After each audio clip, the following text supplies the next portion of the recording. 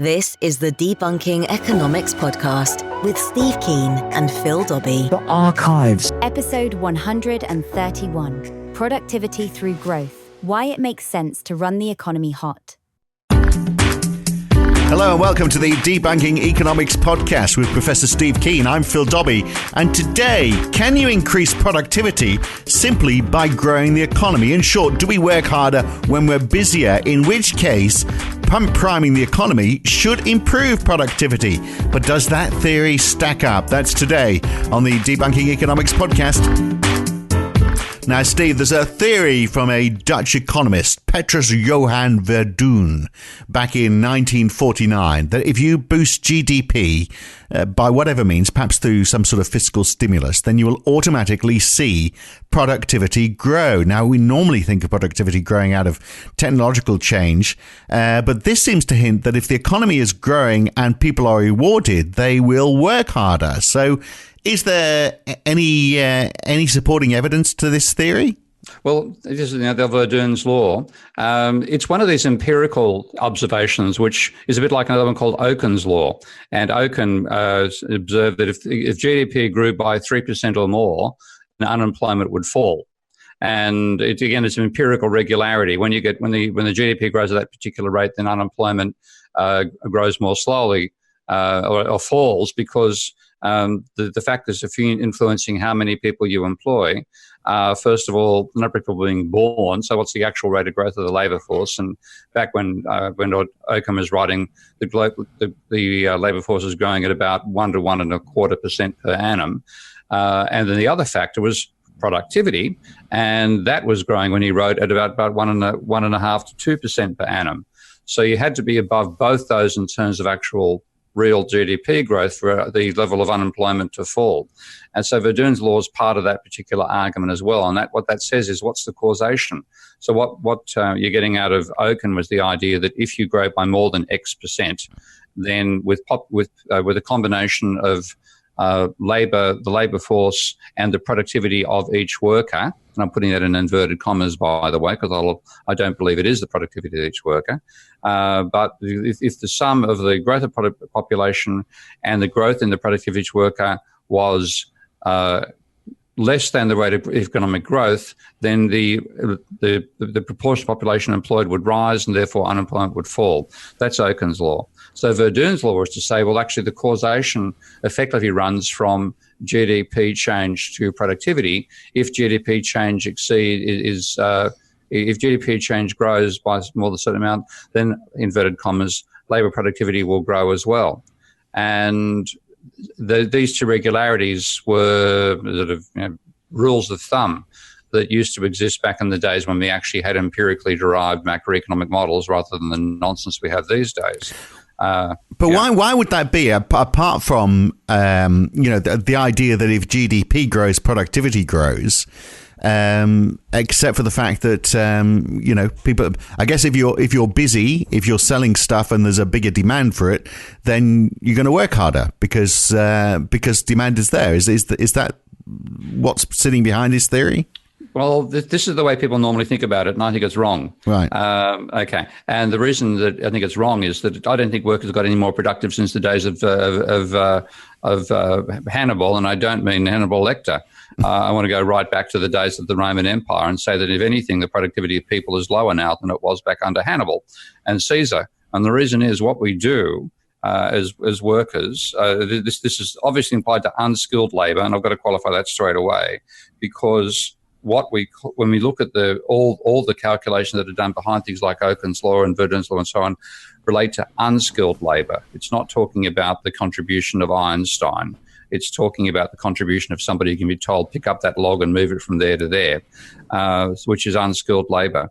So what unskilled labour is effectively all you have to have is sufficient intelligence to follow an instruction and apply the energy that you possess to carry that instruction out. So back in Hannibal's day, Hannibal sounds good because we don't talk about Caesar Lecter, it's always Hannibal Lecter. Back in Hannibal's day, you said, go and grab that rope and put it around that elephant's neck.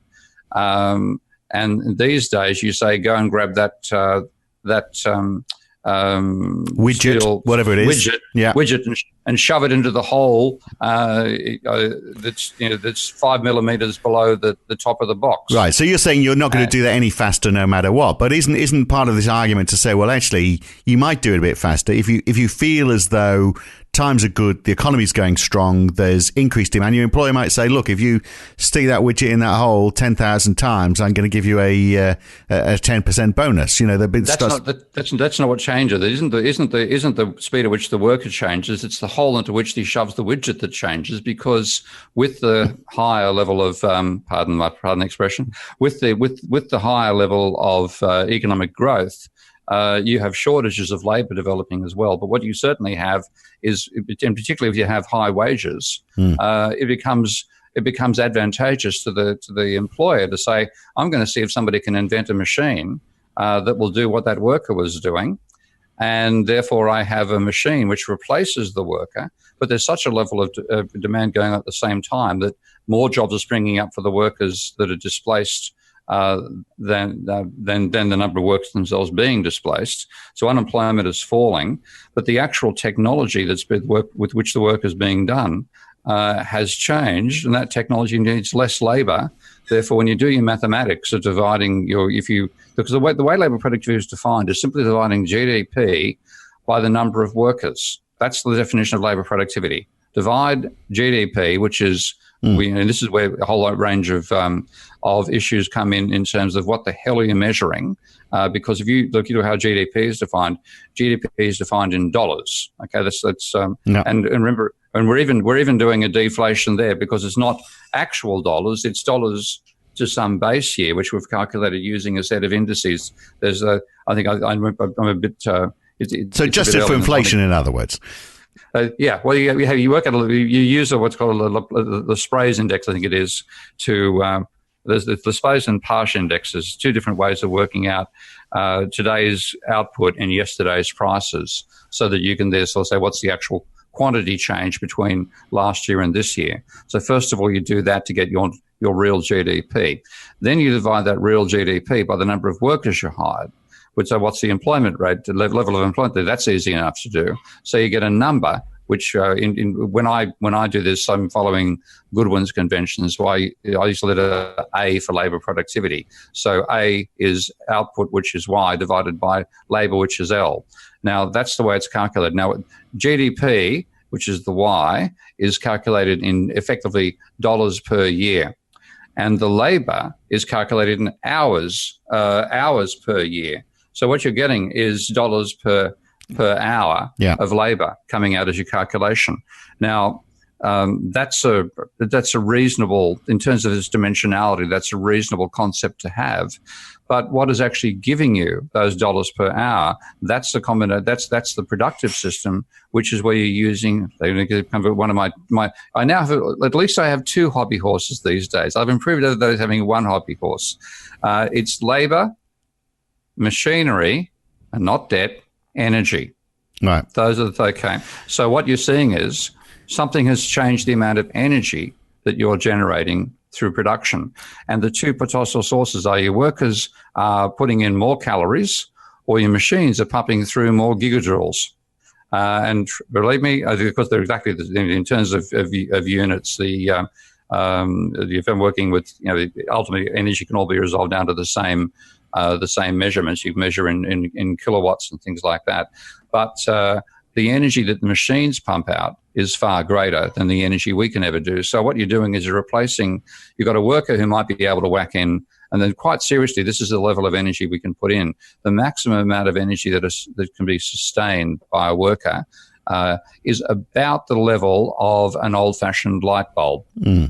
About between 80 and Arnie Schwarzenegger might manage 120 watts. Most of us manage about 90. Okay, so that's the amount of power putting in, and that hasn't changed since the days of Hannibal.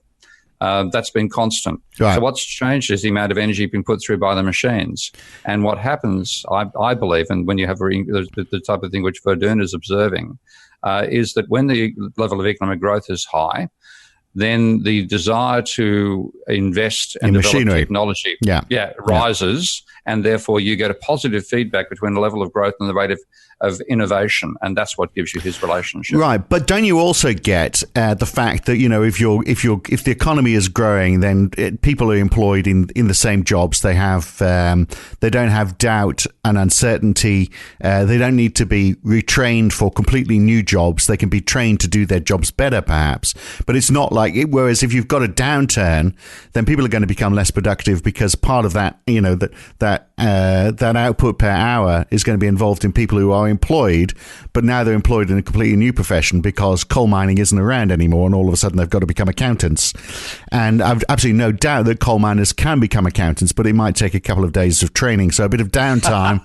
We've lost 15 supporters. Watch it. I only jest, but I mean, you know, you take my point. When the economy's down, when the chips are down, people are having to retrain. Perhaps do things that they're not terribly good at, and maybe that decreases productivity.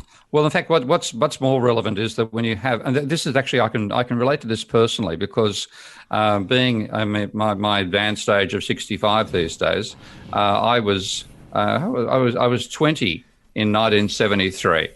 And I was still at university at that stage. You get a part-time job extremely easily. There were part-time jobs everywhere for university students, almost whenever you wanted to do them, because the unemployment rate in Australia at the time, you check my memory in this one, but I think it was 1.5%. Now, that is 1/3 the current level of unemployment, less than 1/3, almost a quarter of the current level of unemployment in Australia. And that's in America too. It never got down to quite to those levels, but it was at 4% when no statistician had fudged the numbers to make it look like it was 4% when it was actually higher. So there's been an enormous amount of fudging of the way we define unemployment ever since 1970, pretty much 75, because 74 is when the wheels started falling off the global economy. And I can remember my own mindset. This is a bit of a family detail here, but my father was a very conservative banker back in the days when such things could get a job. And Dad would tell me, so you're at university to get a job? And I said, no, Dad, I'm there to get an education. And he was offended and offensed, and couldn't understand my attitude. But at the time, there was no problem with getting a job. You just simply knew to get a job when you got pretty much whatever position you wanted to go for, there would be a position available because, to quote the white paper on employment that defined post-Second World War macroeconomic policy in Australia by a classic brilliant public servant called Nugget Coombs, he said, there shall be the aim of government policy shall be imply such pressure on the economy as to guarantee a shortage of men rather than a shortage of jobs. So you're saying back then, when you were a 20-year-old, people weren't any less or more productive than they are now. The increase in productivity is all coming from mechanisation and automation. But more than that, I'm also saying that back at that stage, you had complete confidence that you'd get out there and get a job, and there was nothing gnawing at your stomach about the possibility of employment. And what that meant was everybody who went to work was feeling pretty happy because, you could go somewhere else if you wanted to. And therefore it was employers that they wanted to have you hang around. You better make it a pleasant place to work. There was a sense of solidarity. Everybody, it was a much more comfortable time than it's been for people growing up since then. And it's, if you haven't lived through it, you can't really understand the difference. But I now see my students I'm now retired, of course, a couple of weeks ago from Kingston, but my students come along desperate to get a job. And there's a sense of anxiety about them. And not only the anxiety about that, the anxiety about the debt they're carrying. Can they afford the debt? I'm getting this education to get a job, but can I afford the job when I've got it because of the debt I'll have because of the education? Yeah. So the extent to which they're being eaten away at psychologically these days is awful compared to what I experienced. And yet, look, the reason why I wanted to talk about Verdoorn's law was because it raised the question to me, if it was the case that if you sort of pump-primed an economy, you would increase productivity because more people would be working and they would each become more productive, then it would make sense to pump prime the economy. But if you say it's actually the other way, and when the economy is doing really well, then companies are more inclined to look for technological change to increase productivity, that's not helping employment one jot, is it? It's increasing productivity, but it's not helping employment. So we are actually no better off if the government. No, we are better off. We are better off both ways, because if you have that world where employment is high, where economic growth is high, what that actually because you didn't have labour shortages, that is inspiring you to develop technology which can take the place of the labour shortage and enable you to expand output even further. So you actually get a rate of progress which is higher. And this is one of the intriguing elements. Out of fear. So those people that you're talking about on your course who can't find a job are going to have to invent a job. Is that what you're saying? No. The people who want to employ them are going to have to invent technology to make up for the fact that there aren't enough people coming out of the workforce. So you've got to improve the technology, because the profitability is so high. You've got all these positive feedback focuses are making you want to innovate more rapidly. And that's an intriguing element, because the biggest productivity change pretty much in the history of human civilization began at the time of the Industrial Revolution, because you suddenly started using machines which could harness fossil fuel power to do the work that used to be done by workers.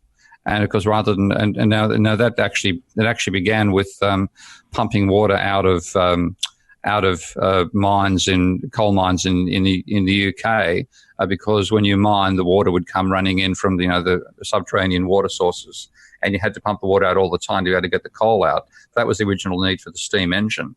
But once you started harnessing that sort of stuff, then you had other ideas coming along as well. And probably the classic that relates to labour directly, a machine replacing labour, is the spinning jenny. So this was, if you think about the original way you spun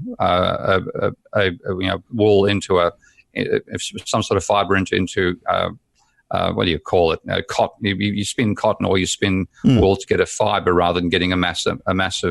You're getting a thread to get a thread out of a mass of fibres.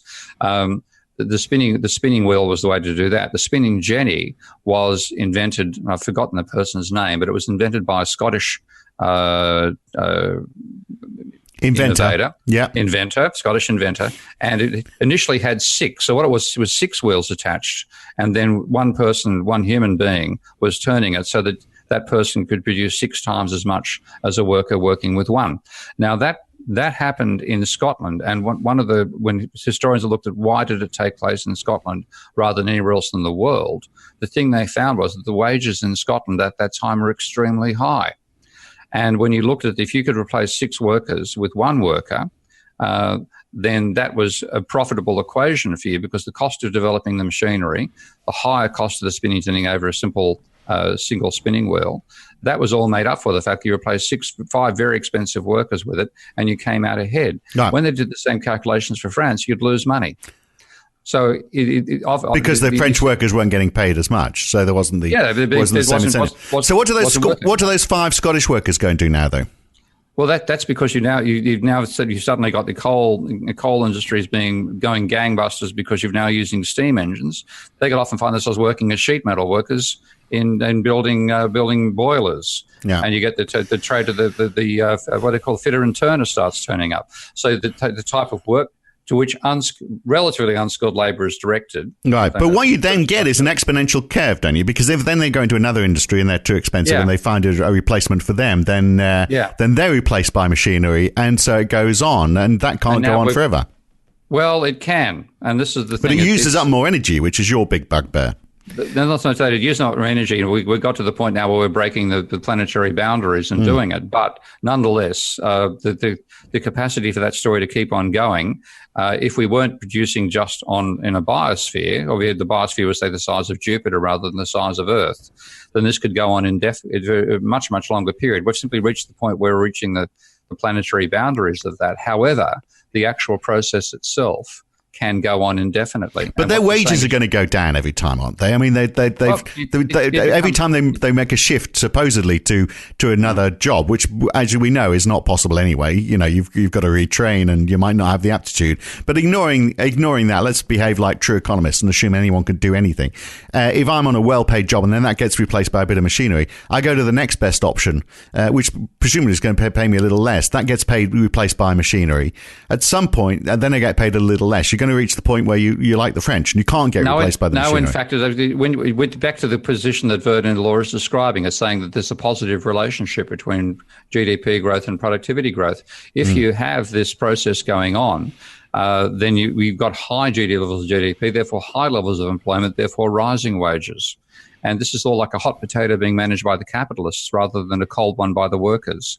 That to keep up with this, to continue getting ahead of the rising capacity of labour to bargain, then you have to innovate, and the technological growth rate cuts back into that problem. But if you don't innovate, then you lose your capacity to produce in the first place. So there's a positive feedback process, meaning this is normally a boom situation, but it is cyclical. This is where Gordon, the work that I do in terms of how I model capitalism cycles is using the work of Richard Goodwin, and he assumed a constant level of labour productivity as part of his very simple model. And I use that in my simple modelling as well. But what we're talking about is adding a feedback process now where if you have a high level of GDP growth, then you get a higher level of increase in labour productivity. Now, and then when you have a low level of GDP growth, you get a low level of increase in labour productivity. Now, that gives you more extreme cycles, but you're best to get past the point, the halfway point, and get into the region where you're always getting, as much for as long as possible, higher labour productivity. And this is what we saw in the boom days of capitalism. It's boom and bust, obviously. But when you have a boom going on, then you have a higher level of labour productivity growth, and that positive feedback that Verdoorn talks about exists. So I'm still struggling with this link between having surplus labour and that leading to innovation. Because on the other side, you're getting... No, you don't have surplus. You have shortages of labour. Right, okay. Okay, it's a shortage of labour. When you don't have enough labour, when it's so going back to our 6 Scottish people, one of whom keeps his job, and the other 5 are replaced by automation. Why? And all of a sudden they're on the dole. Why would that be a sort of situation that would create the opportunity for more innovation then? No, it isn't. They're demanding high wages, and they're telling you if you don't pay me the higher wages, I'm going to go across and become a fitter and turner, and you're one employer that brings in the spinning jenny, right? And you can say to your 5 blokes, well, go off and become fitters and turners. They'll say, all right, we will. And off they go because that industry is expanding. And then you then show what can be done by bringing in spinning jennies into producing thread and cloth. Yeah. So the next thing you know, that's now being taken on by somebody else and it spreads. So these things, innovations don't completely replace old technology in one go. This is Schumpeter's argument about why people innovate in the first place, because you are getting an advantage over your competitors in doing it. Conversely, innovation often happens as well when the chips are down, don't they? We look at quite a few successful businesses. They've all come out of times when the economy has been struggling. I guess largely because there's not a great deal of competition for them. But couldn't you use the same argument to say, well, look, if things aren't going well, then you need to do what you're doing better, and then that becomes an opportunity to say, well, okay, we're going to use mechanisation to try and help growth. I guess not, because no one's buying anything. No one's buying it. The reason being, look at the UK. Yeah, I mean, this is a miserable state at the UK, and frankly, I mean, from my perspective as a Aussie expat living there for 4 years, 5 years, and looking at it, I'm seeing a country turning into a third world economy. And there's very little innovation, very little manufacturing. All the innovation is taking place is so-called financial innovation, which is not innovation at all. It's Ponzi scheming. And the place is running down. And it's running down because you don't need to worry about replacing some sloppy manually done process, because you're paying the worker crap wages anyway, and you'll go on with that old system. So the rundown state of UK infrastructure is incredible in comparison to what was the case in Europe. And I think a part of it is that the cost of living and the wages are so poor in the UK that employers couldn't be bothered innovating because they're getting it done on the cheap by labour anyway. So, and interesting you mentioned the financial sector, because of course they do get paid high wages, so they would be pushing up this productivity number, wouldn't they? Even though they don't produce anything. Well, this is the trouble. That's the other thing. The way we measure the contribution of the finance sector to GDP is by adding up their wages and bonuses, because you can't. There's no other. This is one of the hassles. And this is why my good mate Michael Hudson refers to them as the five. It's actually the term in the national accounts is the fire sector. And that's pretty appropriate. They burn down the rest of the economy: finance, insurance, and real estate. Now, the only way you can measure their output. They can, in the real estate, at least there's construction. Yep. Construction gets the building of new houses. So all the process of selling new houses and selling insurance and selling financial instruments, that becomes what's called the fire sector. And to work out so-called productivity there, they simply add up the amount of money it costs. Now, that ain't productivity. That's a cost. Yeah. But we add it to GDP. In many ways, we should be subtracting it from GDP to get an accurate figure. So, yes, that does distort the whole system, and it makes it look like the country's productive when it's wasting more money in finance. So going back to Verdoorn's law then, or this idea that, when things are good, you're going to see increased productivity, and you're saying it's more for machinery than people, working that little bit harder because they're probably working as hard as they can anyway. Doesn't this raise the question then that, governments should be doing everything they can to provide stimulus, not austerity, which, as you've described, is having a tragic effect on the UK. And it does raise the question whether central banks should be less inclined to up interest rates. So we get to the situation where the reserve, the Fed in the United States has just lifted rates, and there's question marks around that. Should they be Absolutely. Should they be running the economy hot? Higher growth is going to improve productivity. And this is the perspective that, to some extent, parts of modern monetary theory have, and I agree with it. That this becomes back to this issue. In a particular case, you get a higher rate of growth coming out of this economy when you've got it under pressure, and that again relates to work by a wonderful Hungarian economist called János Kornai. And Kornai was looking at why did the Soviet system innovate so poorly and why did the capitalist system innovate so well? And he came down to saying that the Soviet economy is characterized by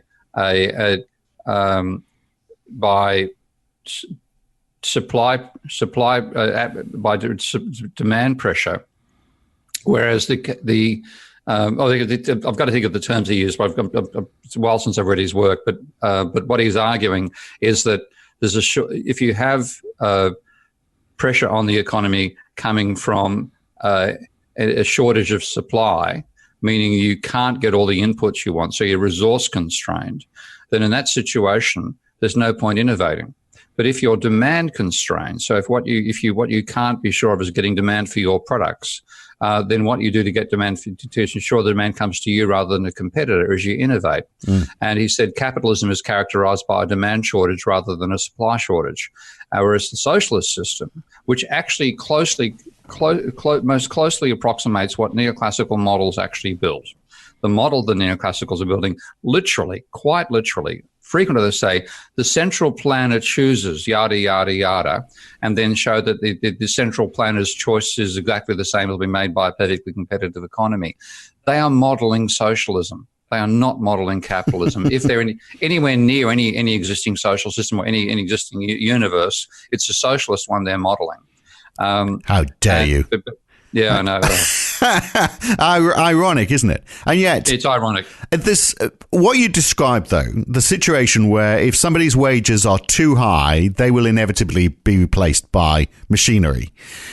Doesn't that mean then that wage push inflation will find its natural level and won't get out of control? And yet that fear that inflation is going to get out of control is exactly why central banks think they've got to stop the economy from overheating, and therefore they lift interest rates. Yeah, that's a large part of it. Because again, their thinking is this obsession they have with equilibrium thinking.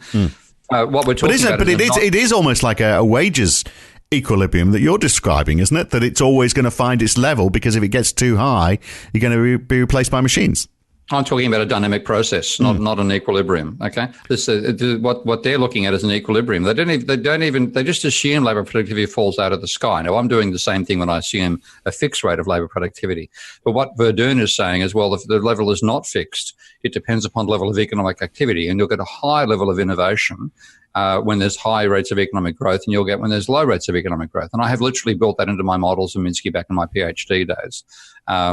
And I got a very volatile system, but it was, again, it improved my approximation of my models to the actual cycles of capitalism. So Verdoorn is saying if you do have this relationship, the best thing you can do is share in the positive end of it rather than the negative end.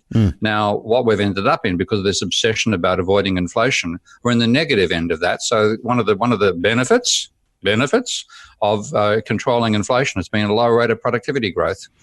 And so we're getting what we're getting is, prices aren't rising as fast, but the actual real output isn't rising as fast either. You're better off to get the higher real output growth or the higher rate of technological change, because that's what we actually need in the long term. And the inflation is again, Friedman gave an obsession about the dangers of inflation without teaching about the dangers of low levels of innovation, which is what we ended up in as a result of it. So it seems like there's only one world leader who's talking this way. I mean, might be applying it badly, but this idea that let's pump up the economy and let's make sure the Fed doesn't destroy it, because we're going to get better productivity if we get more people working. There's only one person talking like that, isn't there? No, there's two. The other one's Z. Oh, right. Yeah, that's true. Okay. And they're both arguing against each other, ironically. But they're both very similar personality. They've both got serious narcissistic personality disorder, so they've got a lot of things in common. Right. But they're equally absurd hairdos. Right. But they're both having economic growth, of course, while the rest of us are not. And presumably, if they see that growth continue, then we're going to see their productivity increase from what we're saying. Yeah. It's a positive feedback process. It isn't just like a linear gain. It's a non-linear gain, and that's where real gain comes from in capitalism. Okay, to what point? Final question for you. To what point? Because you can't surely just keep on saying, well, the better we're doing, the better we're going to do. There has to be a point at which you say, no, the growth of productivity is going to slow now. No, look, I'm going to be coming back my little Elon Musk fan thing here, okay? And you come up with new ideas, new ways of doing things which nobody's ever considered before, which were laughed at when they first come out, and then ultimately they become completely accepted. So right from the Wright brothers to the days when I'll be flying off to Sydney on Saturday in 2 hops, and probably in 3 or 4 years' time it'll be 1 hop. One of Musk's little intentions there is to replace it with a rocket, which will take half an hour to do the journey. And I must say, I'm just watching a recent podcast on that front, or a vidcast with his chief, his corporate manager. I've forgotten her name, but a woman who runs SpaceX.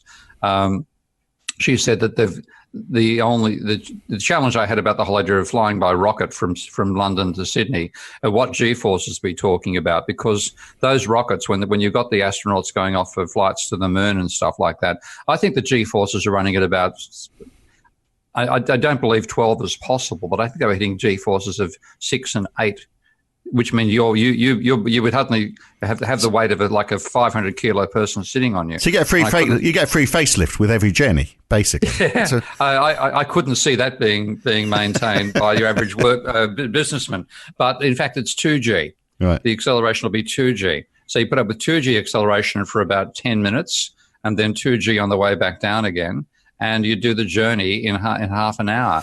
Now, consider that in terms of labour productivity, okay? That's not the airline host, the airline stewards, so the rocket stewards will not be putting any more calories in than the airline stewards currently do. But if you measure the productivity of the workers... Well, they won't be doing anything at all. They'll be stuck to the floor, won't they, with the G-force? Except when they're floating in space.